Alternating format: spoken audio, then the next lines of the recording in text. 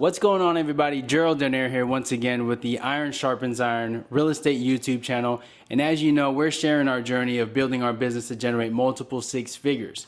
And last week, we had the opportunity to go visit the Kinder Bros, Aman, Karan, and PJ. They are representing IBuyCentralValley. They are a real estate investment firm out there in Tracy, California. Ladies and gentlemen, you do not want to miss this video. Please play this until the very end. Enjoy the video. See you guys.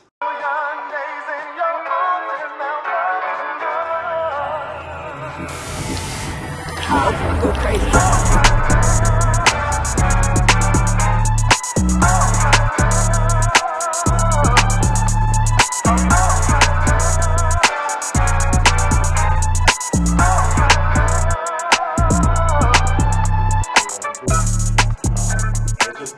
Better that way too, just so we have more market here.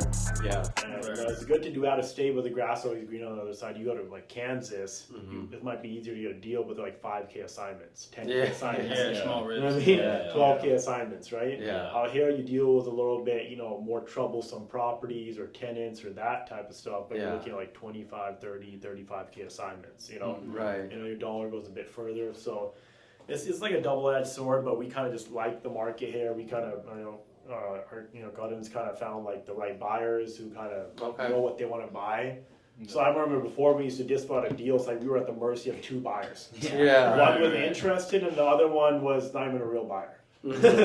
So now it's like we've built up our cash buyers list over a lot of tedious work through like around 1,600 buyers now. Throughout the Central Valley. So now we exactly know when we get a deal like John Smith is gonna like this or this guy's gonna like this deal.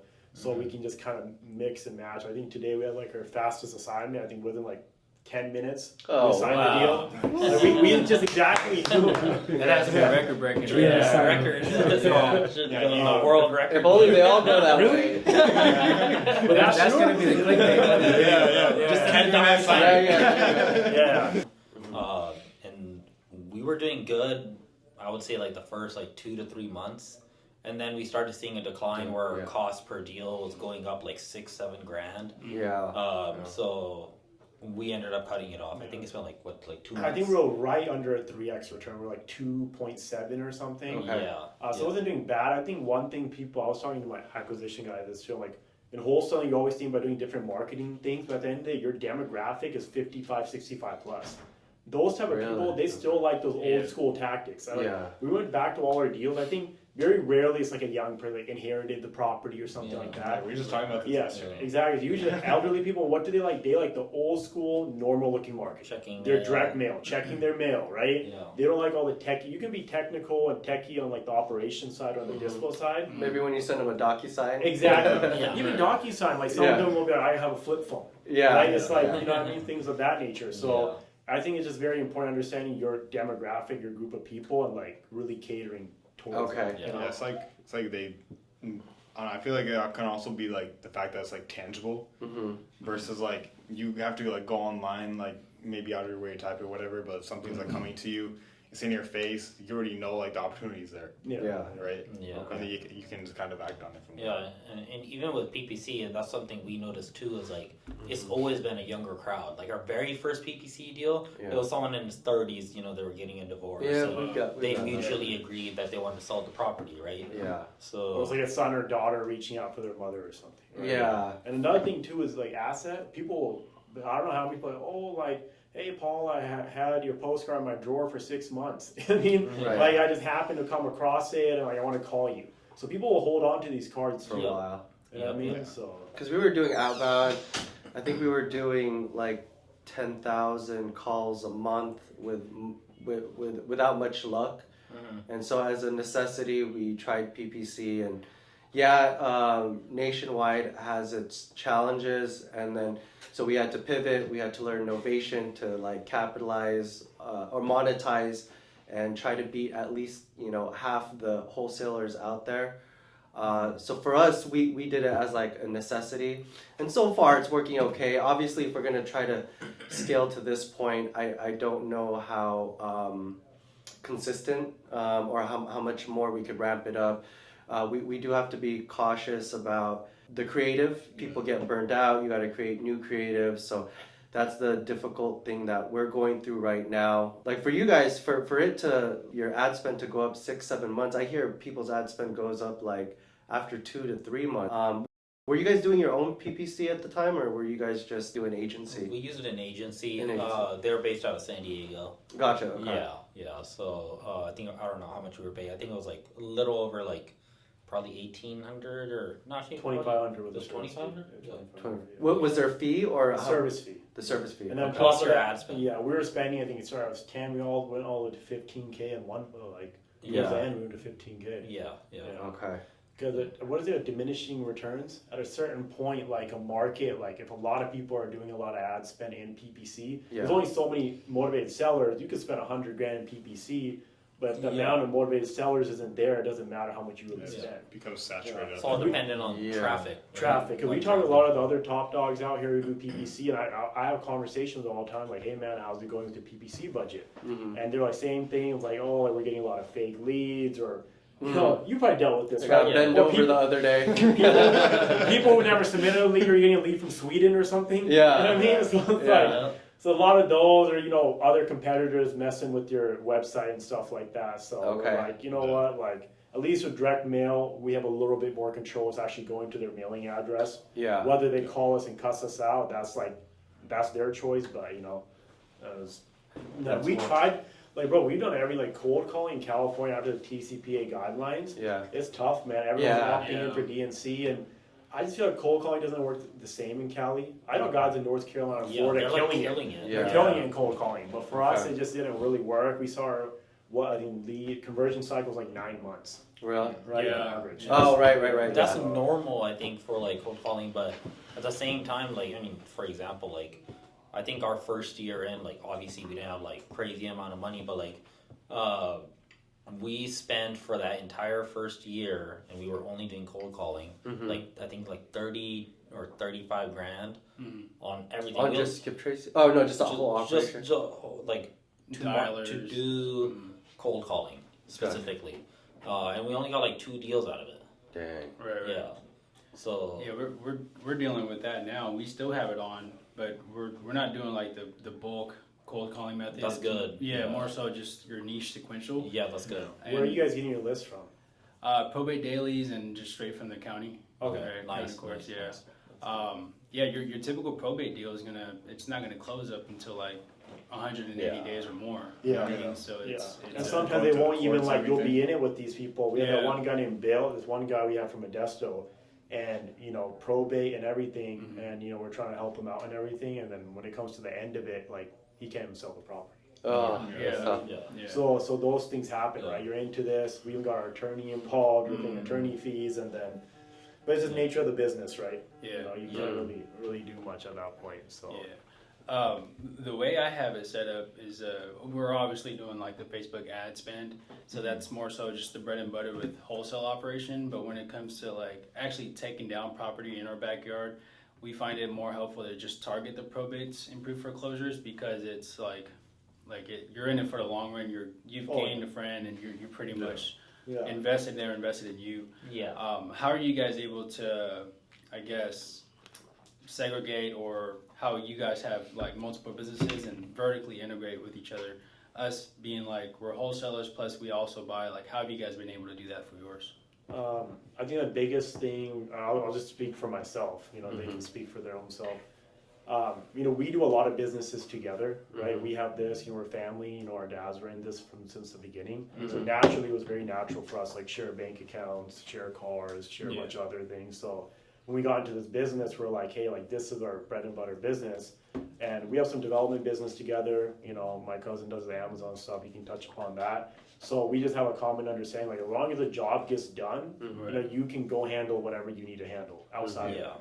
So we're huge on that. And sometimes if we got to step in on a Saturday, we will. If we got to step in after hours, we will. But we have that respect and the right people in place. Truly grateful for them that we can step away from the business and deals are still getting done. It took a long time, a lot of systems, processes, failures, staying in there till 9, 10 o'clock sometimes. You know what I mean? A lot of that too, So it's one of those things where we're still working on that, right? we're able to step away, but not to the point where like we can just step away for like a month or like 2 weeks. Like the business is just gonna, run on its own. We're not there yet. Right? But we at least have like the process and systems in place where, we can step away for a couple of days and it's fine. But I still think, we have a lot of work to do in terms of, delegating. Just straight up delegating. Just economies of scale, right? I mean, buy back your time. You probably heard about that. Yeah. So we're all reading that right now. We're reading that right now. Our mentor is making us read that right now. Great book, man. Yeah. So really good book. He talks about hire people to buy back your time, not to grow your business, right? Like where you can step out and go somewhere and do whatever you need be. And when you do find the great people, overpay them. You know what I mean? So I think it's really important that we get to that because we have some commercial development stuff, some gas station, shopping center stuff that we're looking to develop, and that takes a lot of work. You're dealing with government, cities, architects, engineers, and it's all over the place. And if this business is not automated, that's gonna really hurt. You know what I mean? So we're really, this year is really the year of momentum and delegating because next year all those projects are gonna start, and we want to make sure we have the right people in place. Gotcha. I think that's like a huge part of it too. Is just like what PJ was saying, just making sure that like your guys, girls, whoever's working for you is like everybody's just like on point and they're well taken care of, right? Because especially if people always complain like, oh, what if like they go to another competitor? Well, if you take care of them enough, you give them everything that they'll need plus more, then that won't happen. Everybody wins. Then they get what they want plus more. Like people are gonna think twice. Like, is this even the right decision? Like, I'm not even just comfortable here, but I'm even getting even more than what I wanted. Some of them hit past them and they started going to us, and sometimes like we have to like go out and run like, hey, take this up, or like even at the meetup sometimes like, hey, direct mail talk. Right. That's it. So Drake, you guys have met Drake? We just did. Okay. So he's our relationship manager. We just brought him on a couple months ago, I think. So he's already gotten us several deals. So he finds us organic deals without using any marketing dollars. So our whole goal, is to make sure each department is bringing in some revenue. So one of Drake's biggest goals is to try to bring in 2 deals a month. So usually we flip those. We just finished one in Rio Vista that we'll probably be listing on the market, I think, next week. Gotcha. Yeah. Wholesaler outreach. Yeah, wholesaler outreach, realtor outreach has been huge for us. Gotcha. Yeah, so we have a VA that scrubs a bunch of records for realtors. So we reach out to those realtors and get them and put it into our buyer system. And then Drake's job is to reach out to those realtors, establish rapport, take them out for lunch. So we do that a lot. Like his goal, I think, is like 1 a week. Go out, have lunch with someone. And just, it's one of those things where, like, over time, you kind of become friends with them, you become comfortable with them. And this one deal that we just closed of his today, it was just, constant follow-up with the guy. Wholesaler, realtor? He's a realtor, but it was an off-market deal. Gotcha. That he offered to Drake. Before it was going to hit the MLS in like a couple of days. No, this is like the best. Yeah. So we were able to walk it. And, we locked it down, and so now it closed today. So. Gotcha. Yeah. Cool, man. Yeah, man. Yep. Yeah. So that's like a huge part of it too. Yeah. I used to work close with somebody, and it's funny because when I see the way he operates versus how like you guys operate versus how everybody else does. He projected a lot, which was The flipper? Yeah, the flipper, yeah. Sorry, projected? Projected, yeah. Okay. So he would go and tell me, like, hey, we're only going to work just me and you, like, real close. Like, nobody else is going to get a piece of this pie. It's just me and you. It's like dog eat dog. All right, cool. Yeah. And I thought it was the way of business, right? And then I got into other mentorships, got into other networking events. And seeing other people and how they operate, it's definitely not like that, right? And so what I came to conclusion is when he would project that, it's really him speaking that into existence the way he thinks, right? Like if he's afraid of people snaking his deal, he's the one doing a lot of the snaking too, right? And so I appreciate that. I admire you guys for having that culture. You know what I mean? It's like you guys are open to sharing all that stuff. Yeah.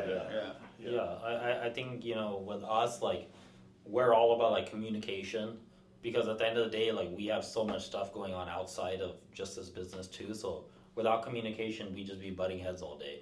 I mean, obviously in, you know, business, I mean, there's always, you know, disagreements or whatever, but at the end of the day, as long as you can communicate and figure things out together, and, you know, instead of like putting blame, it's more so like, how do we figure this out together? That way everything is a well-oiled machine. Yeah, just progressive thinking, forward thinking. And even our VAs overseas, man, like we really, I know how it is. You hire a VA overseas, he does work for you, or he does work for you, but we really, really like, we love our VA. I mean, without our VAs, our business would burn to the ground. I'll say that straight up to you, like, you know, that's so true. Like, you know, they work so hard. They have the immigrant mentality, man. They're always smiling, right? Like, doesn't matter what's going on, monsoons going on in the Philippines, right? They're always still happy, right? Very, very good people. You know, good-hearted, positive people, man. So, really grateful for them, and also giving them an opportunity too. I think in the Philippines is like, you make like 50,000 a year in the 1%, right, or something like that. And so we talk about that, like, hey, like, we want to get our like VAs to like have like a good life out there. So like, it's not just them like working $4 an hour jobs. You know, we want them to be able to have a good life out there. You know? With our team, like, we always talk about not only what the company goal is, but we first always talk about what is your goal, right? And then we actually reverse engineer, like, okay, if you're trying to make 6 figures this year, this is how many leads it's going to take you. This is how much time and effort it's going to take you. We'll like literally sit down, like within the first week, we'll have it all written out on paper. That way, like, we're really big on expectations, right? Like, we want to hold you accountable to your own goals and also the company goals, right? So I think as long as like you set everyone on your team up for success, you know, great things will happen. And it's just a matter of time. For sure. When you guys were doing PPC, right, leads would come in randomly. Who would those calls go to, like, say, after hours or on the weekends? Or do you guys not get to it until office hours? So we set expectations with our acquisition guy, Aaron, in here, that, hey, like, until 9 p.m., it doesn't matter what day it is, I think, except for Sundays. If a PPC call comes in, it's important. Right, if a PPC call comes in, like, I'm taking it. I don't care if I'm in the shower. I'm jumping out. Right, they're very hot leads. Right, so I mean, you also gotta be reasonable too. If someone's having dinner or like after 9, I mean, just first thing in the morning, call the guy. Right, there was a lead once. I think a lady was just like bored at night, just like super stressed out. Like 11 p.m. We were driving that night. Remember? And she called in Oakley, and she's like, "Yeah, I want to sell my house and this and that." And like I was like driving, like, bro, should I just call her? I called her. We processed her, and like it took like 6-7 months to close the deal. We made like 30-40K on that assignment deal, right? But yeah, I mean, she was just, you know, late, just wanted to give us a call, and we processed her right then and there, offered her in the morning, and we signed the contract. Is that the same thing with your guys' mailers? Everything goes to acquisitions as well? Acquisitions takes all the calls. So we use a tool called Smartphone. Have you guys heard of that? Yeah, that's what we're using. So you guys are familiar. So we have a call flow set up. So whenever a direct mail phone call comes in, it goes to the acquisitions team, which is PJ and Aaron. It hits their phone or computer simultaneously for 20 seconds. And then if they don't pick up for whatever reason, which should never happen, but sometimes it does, right? Then it goes to the backup team, which is me and him. So that way it's hitting 4 people's phone. So someone has to answer. If someone doesn't answer, that's a big problem. Then we have to have a conversation on, like, you know, how can... it happens sometimes, but when it's like crazy in here calling, me and Aaron will be on a call, they'll take a call and stuff like that. So, like, you know, sometimes you gotta go into each other's roles. It happens. I mean, that's teamwork though, right? And it makes it easier that you guys are all under one roof, and you guys can communicate just a shout over. Exactly. That's why we don't have our own offices. That's why we got this office, man. Like, even our parents were like, work from home and stuff like that. And we're huge, like, you know, we need our own office. At home, like, you know, we go to eat apple from the freaking fridge, or your mom's telling you to do X, Y, Z, you know, when you're on the call. Take out the trash. Stuff like that. Clean your room. Clean your room, stuff like that. Like, you know. So we're like, we need to get an office, man. We gotta get an office. My wife would come with the baby and be like, hold the baby real quick. Yeah. I'm on a call. Hey, that might help. Got a with baby the crying in the advantage, background. Yeah, hey, but it motivates me though, man. I mean, you gotta kind of turn that switch on. No, it helps your advantage to tell the it transparent does. with the seller. Like, Yeah. hey, I'm sorry, my wife just dropped off the kid real quick. I'm, feeding him real quick. Yeah. Sellers like that transparency, personable. man. Yeah. And that's why I think we also like to always change it up too, especially with like the culture is like the biggest thing, right? Mm-hmm. Like even if you guys like looked at like our group chats, like our group chat, but man, that thing is like it's like blowing up constantly. Like whether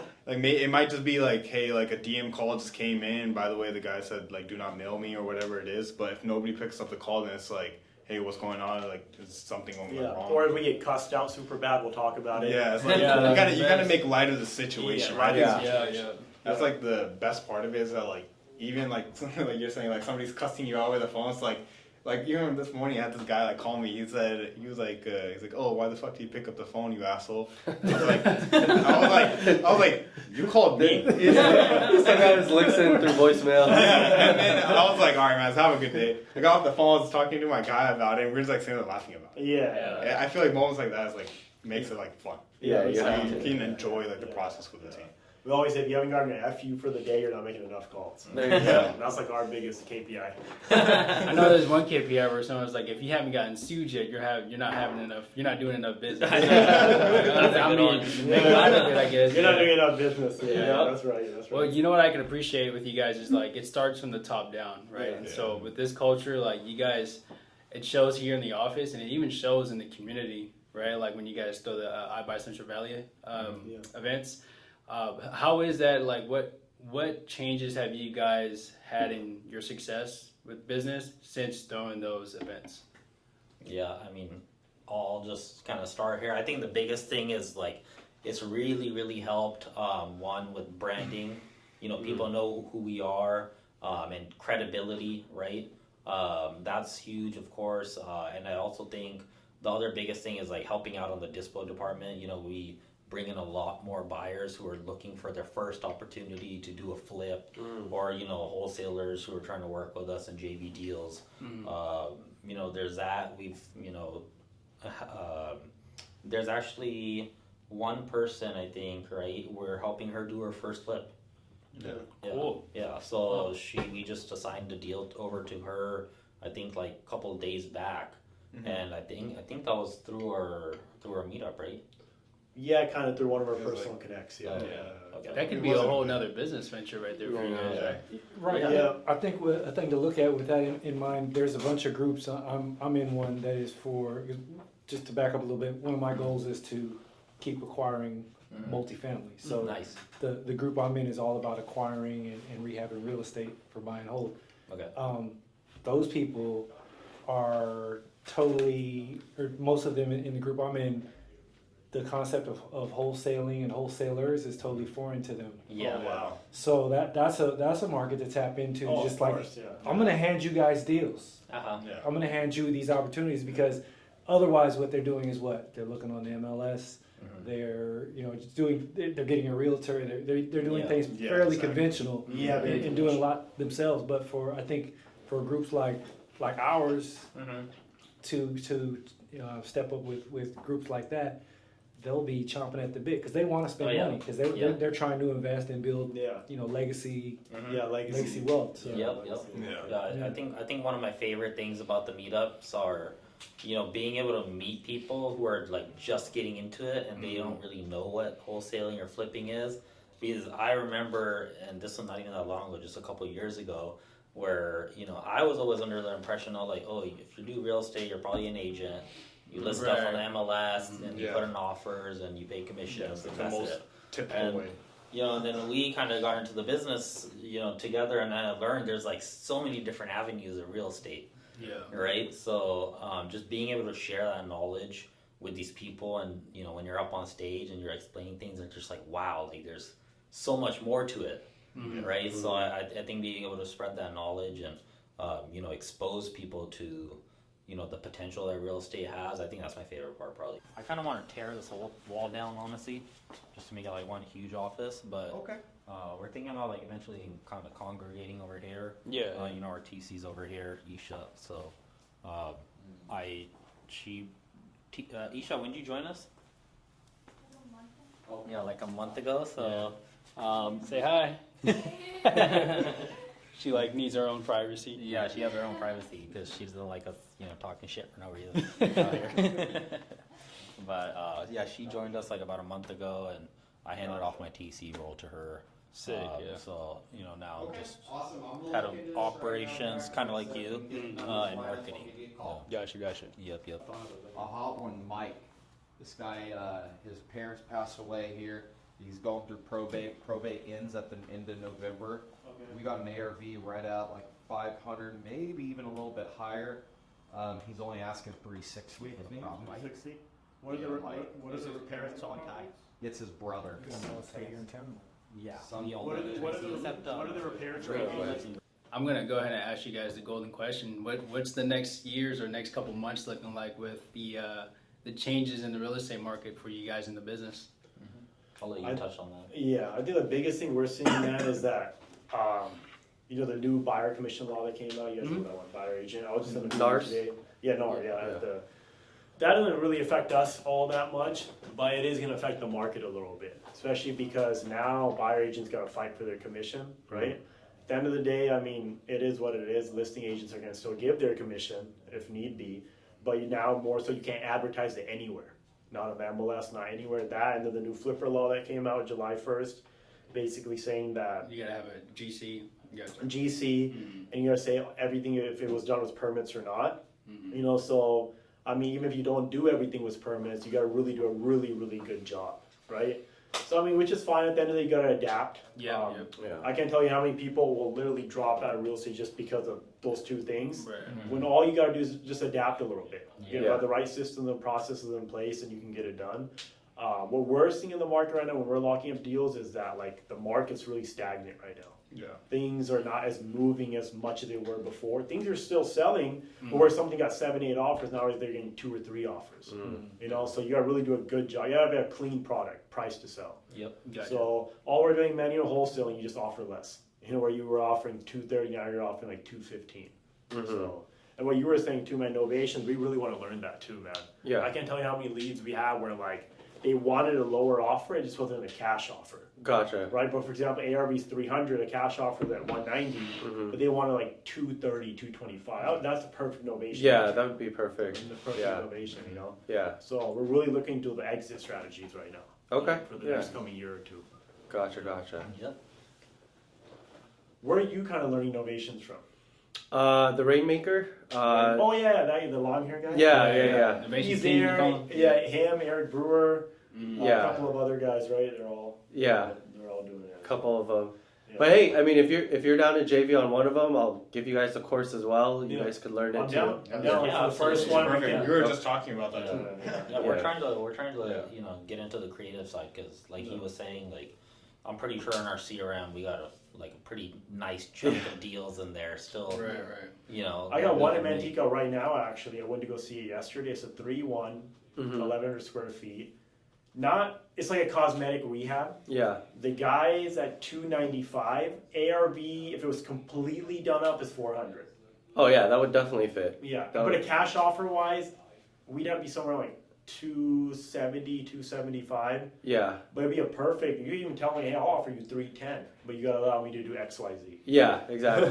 Yeah. Yeah. Just give me a little bit more time, and Yeah. I could pay you your I could pay you your dollar. Exactly. Yeah. Exactly. So Okay. I just heard in California, I don't know if this is true. Is it a bit more like legality for innovations? Why is it that not so many people are doing it here? There's a lot of there's a lot of more moving parts, right? So the way Rich Wonders teaches it on the Rainmaker is you could use attorney in fact. The way that it was Eric uses, he asks for a power of attorney, I believe.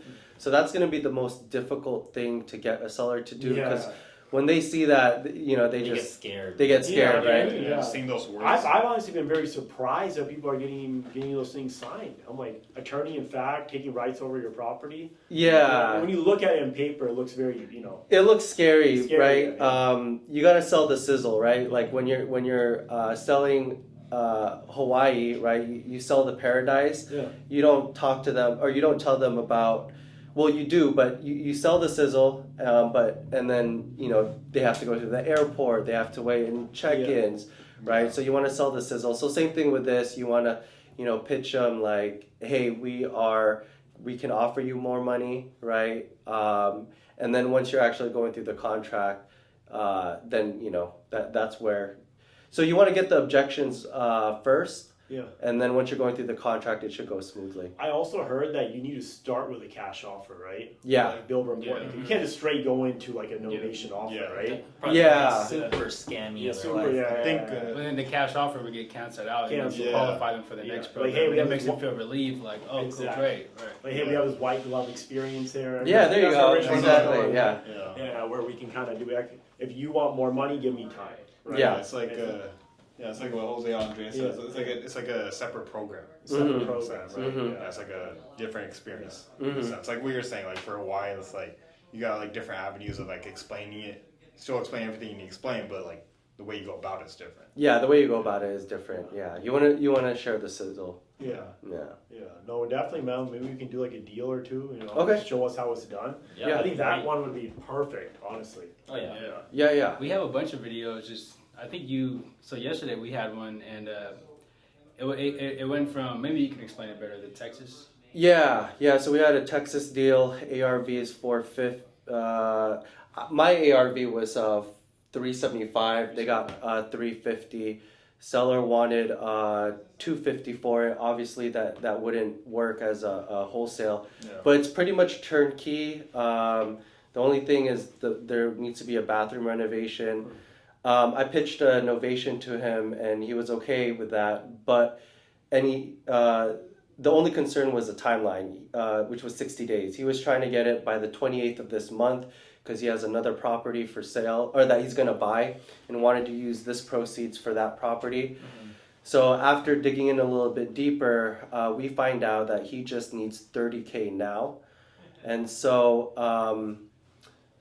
what we're going to do is we're going to offer the novation, give him $30K up front, but we would have to, with our lender, we would have to do a promissory note, deed of trust to secure him. But if we hadn't figured that out, it would have been a deal breaker for him because he's trying to sell it by the 28th. Oh, wow. Yeah. A lot of moving pieces right there, Yeah, a lot of moving pieces. I mean, even though, it's looking like a 10K rehab, I mean, I don't know who would pick that up, right? Yeah.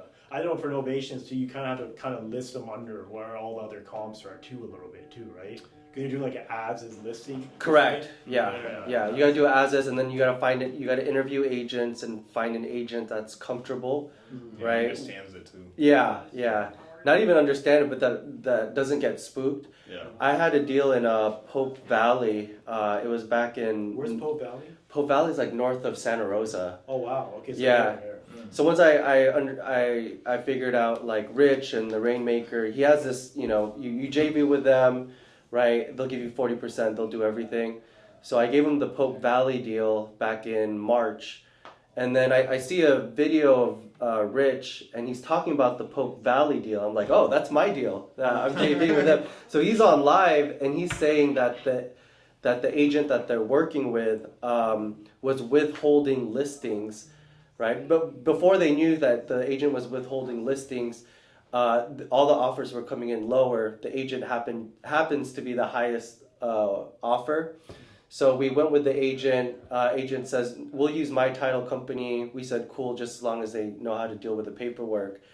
Long story short, the agent reaches out to the seller directly, calling us equity. Buyer agent or listing? The listing agent, because the listing agent is buying our property. Because she's saying there were no offers. Oh, so she was holding listings from you guys. Yeah. So then she could go ahead and. Yeah, she could position herself as the highest offer. Yeah, highest bidder. So in this situation, who found the realtor? You, Rich, or who has the responsibility? Rich. But we interviewed like 5 agents, we happened to deduct like she was the best one. Okay. Long story short, she reaches out to the seller, calling us equity thieves. But because we were transparent with the seller to begin with, like, hey, we're not going to be the buyers, but we do have buyers. The seller was totally cool with it. it took her like 2 weeks to finally give us the keys after we've, cut ties with her. And it's just finally back on the market right now. Okay. Yeah. Oh man. So Finding yeah, the right people matters, man. it does. No, it I does. mean, even Jose Andres, like we had him speak at our last event, and he's he went deep dive into innovations. He's like finding a good agent in these markets. He does a lot in Pennsylvania and New Jersey. So he finds markets where days on the market is like less than 14 days. There's some sub market in New Jersey that's super hot, so like 7 days on the market. Because having a right agent is so important. Oh yeah, Yeah, Right agent it is is. so that important. makes or breaks the deal. Yeah, makes sure is, like yeah. disclosures and all those other things, making sure. Yeah. you get And it she's right. essentially like the face of the company at that Yeah, point, yeah. right? 'Cause And you're title directly company. with the seller. Yeah, the title company. That's very important. Yeah. You guys have your own TC, right? Yeah. Yeah. Okay. But there's a David Odds company. Easy RE closing. I think I'm going to use them on this next round. So Jose said if you do novations, use them. Yeah. And they have title companies that do. So they'll do your All over TC the work state. for novations. Yeah. And then they'll find the title company for you. Yeah. Right? Because his wife is starting to TC, so I think on the next novation we'll have them do it and see if there's a way where she can shadow them do the novation. That's a good idea. Yeah, slowly. By the way, who would I send the account to so you guys have access to it? The novation. I mean, you can send Kinder Bros LLC. I can text it to Yeah, you. yeah, just Yeah. text it to me. Okay. Yeah, that'd be amazing. Yeah, we share the same email. So. Yeah. Okay, cool. Because I wanted, me and Aaron were talking right now. We're like, dude, we need to sit down with someone, learn from them, and then on the first deal, we can, JV with them. Yeah, So, no worries. yeah. No worries. Yeah, the modules are super simple too. It's like one page, all the videos, and it's real. Yeah. Yeah. It'd be good to sit down and learn all together. Yeah. Any questions you have? I mean, okay, so they say for PPC, right, for every 9 to 13 leads is one contract. Rich and Eric, they're saying for every 7 leads is one contract as a novation. Oh, I So believe it. yeah, that can. So you guys have an idea. But I'm sure your guys' CRM, you could probably find 1 to 3. You're like Exactly. Yeah. Because if you think about it, you're literally offering the person more. The biggest hurdle is just that attorney in fact and those other things. Yeah. That's all it really is. Yeah. And it can't be with properties that are market value because you can't do a novation on that. Mm-hmm. Those are doing referrals. We'll refer it out to an agent, get 50% Yeah. kickback. Any of you guys are an agent? I am. You're an agent. Okay. Cool. Yeah, so. Full disclosure, I'm an agent. Yeah, I think that's Independent, or are you with somebody? Or? I was Realty One. Realty One, okay. Yeah, Realty One Groups. Well, it was Keller Williams before, but went over there. Better fee structure and stuff. So. Okay. Yeah. We'll make sure we take that out the video. off the record. How about you guys? Are you guys anyone? I might end up being an agent. I know Jerry Norton talks about it a lot. Like you can have all these investor strategies, but at the end of the day, you may just want to be an agent and simplify it to take down more deals and just be more legit to everyone else. Okay. I think if at least one of you guys is an agent, I think that it's just a MLS good thing to access. have. Yeah. Obviously MLS access, but Yeah. it just gives you more opportunity, like you said. Yeah. Like if, for example, like some people list their own listings after, or they list their own flips after, doing the rehab. Saving the commission. Or Let's putting say an some- offer in on the MLS, you can get 2.5% back, and then you can put that towards offering more. Yeah. Yeah. Okay. Things of that nature. Gotcha. Okay. So, a lot of moving pieces of That would make so. sense too, because like our probate cold calling list, like there's a lot of those guys that they need to list it on the market so the cash offer is out, but they're still looking for that realtor, so that would make sense for that. Right. Yeah. Yeah, I mean, when somebody wants market value, that's what we usually do. Yeah. Just pitch You up guys referral. are still doing outbound or Not at all. no? Okay. No, we shut it down. Sometimes our acquisition guy, Aaron, Yeah. sometimes if he has a lot of free time, he'll hop on Ready Mode or Dialer system and just Yeah. go through it. When he's super But- bored. Yeah, when you have like nothing, like not really any follow-ups or even after follow-ups, he'll like go in there and hop on the dialer, try to Okay. pull someone out, things of that nature.